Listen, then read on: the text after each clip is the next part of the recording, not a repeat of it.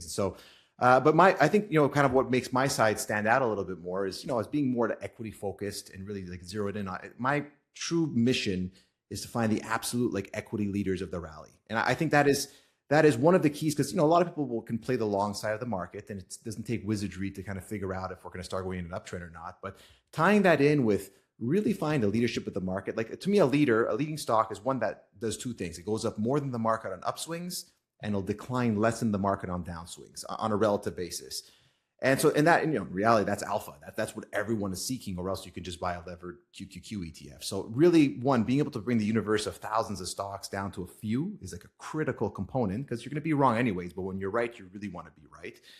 And then after is what most people won't talk about, but getting that right with the right positioning is the next key because anyone can point to, I got these five great stocks, but if it's a 1% of the portfolio and doesn't really do anything either. So I think that's kind of really that zeroing in within stocks. Even when we chat on the podcast, that's something I always like to kind of bring up and share as a standout feature, I guess.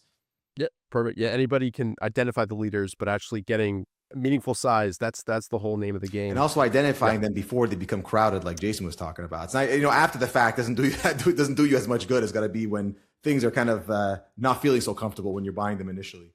Yeah. It just wins you Twitter points, which don't count for anything. So there you go. So Yeah. Jason, perfect. Let's dive a little bit deeper into your method. How would you describe your edge? I know we've talked about this a little bit before, and but yeah, to explain it again, how would you define your edge in the markets?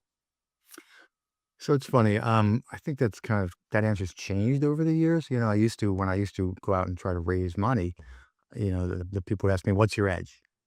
And I would usually say something like, "Well, the data that I use is not data that a lot of people use. That I'm taking this contrarian approach means."